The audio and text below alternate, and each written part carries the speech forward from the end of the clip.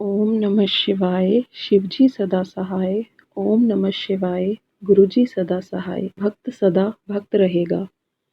गुरु जी की शरण प्राप्त होने से हम अत्यंत सौभाग्यशाली हैं। हमें उनके बारे में नवंबर 2005 में मेरठ में अपने एक संबंधी की बेटी के विवाह में उपस्थित एक अन्य संबंधी से पता लगा। पिंकी गुरु जी की अनुयायी थी और उसकी अभिलाषा थी कि हम गुरु जी के दर्शन करें। उस समय उसने हमें उनके कुछ संस्मरण भी सुनाए। एक शुक्रवार को हम एम्पायर स्टेट से गुजर रहे थे कि गुरु जी का ध्यान आया, किंतु उनके दर्शन किसी अन्य दिन करने के विचार से हम आगे निकल गए। आगे बढ़ते हुए हमने एम्पायर स्टेट के पूरे भवन को भी पार नहीं किया था कि हमारी कार रुक गई। हम आश्चर्यचकित हो गए और गुरु जी के दर्शन कर उनके आशीर्वाद लेने का निश्चय कर लिया। इतना सोचते ही कार चल पड़ी। गुरु जी के स्थान पर हम 7 बजे पहुंचे, किंतु हमें बताया गया कि वह 8 बजे खुलेगा। 1 घंटे रुकने का सुनकर हमने किसी अन्य दिन आने का सोचा। उसी समय पिंकी आ गई और उसने संगत पर आने का आग्रह किया। उस दिन से गुरु जी की संगत में लगातार आते रहे हैं। गुरु जी के दर्शन करने से पूर्व हम भटक रहे थे, किंतु उनकी दया से अब हम सही मार्ग पर अग्रसर हैं। बेटी अमेरिका गई।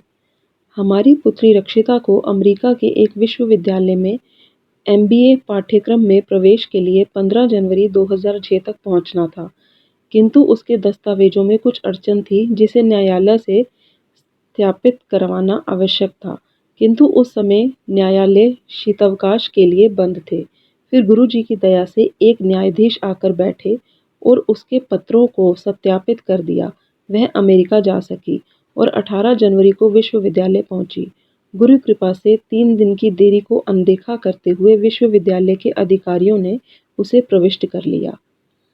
दिल्ली विमानपत्तन पर उसका सामान अधिक था और उसे या तो कुछ सामान निकालने के लिए अथवा $180 देने को कहा गया। हमने सामान निकाला, किंतु अचानक रक्षिता को लगा कि गुरु जी ने पुनः सामान तोलने को कहा है। जब सामान दोबारा तोला गया तो वह अधिकतम वजन सीमा से कम निकला। 3 मास के पश्चात रक्षिता ने फ़ोन पर बताया कि विश्वविद्यालय वाले उसे अगले सत्र में जाने की आज्ञा नहीं दे रहे हैं और संभवतः उसे भारत लौटना पड़ेगा। हमने उसे गुरु जी से विनती करने के लिए कहा। कुछ ही दिनों में उसने शुभ समाचार दिया कि उसे अगले सत्र में प्रवेश मिल गया है। गुरु जी का हार्दिक धन्यवाद। पुत्र आस्तिक बना। हमारा पुत्र सुधांशु नास्तिक था। हम उसे 3 बार आग्रह करके गुरु जी के पास ले गए, परंतु हर बार वह संगत में जाए बिना वापस चला गया। अब गुरु जी की कृपा से ही उसमें मनस परिवर्तन हुआ है। जब भी वह छात्रावास से वापस आता है, वह गुरु जी के पास जाने के लिए उत्सुक रहता है।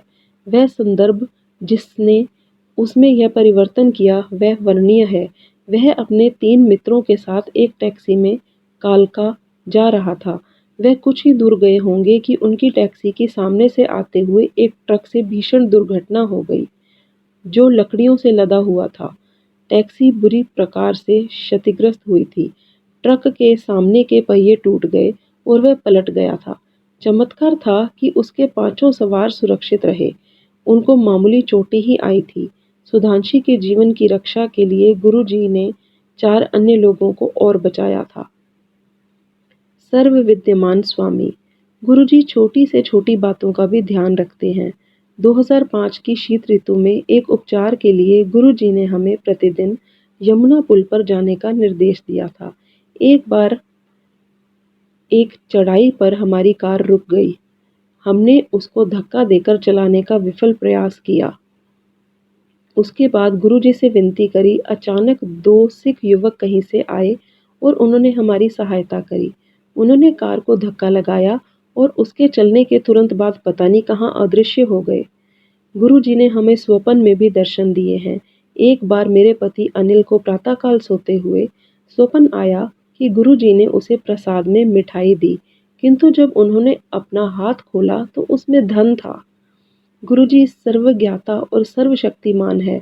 उन्होंने हमारे परिवार और हमारे अतीत के बारे में बताया था।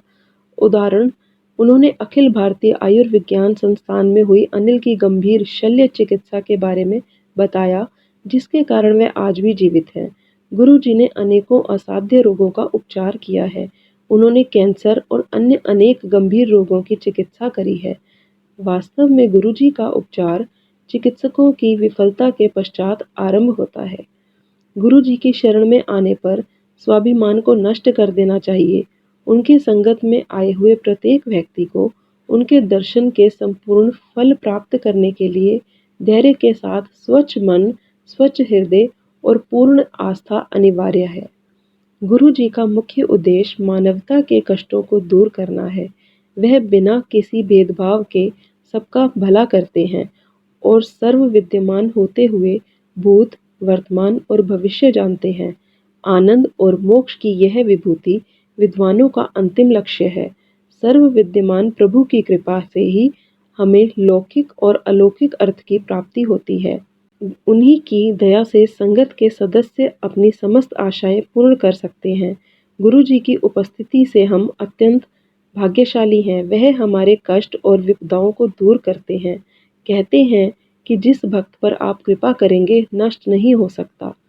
ओम नमः शिवाय। गुरु जी सदा सहाय। नूतन एवं अनिल बेरी, गुड़गांव। ओम नमः शिवाय। शिवजी सदा सहाय। ओम नमः शिवाय। गुरुजी सदा सहाय। शुक्राना गुरुजी, शुक्राना।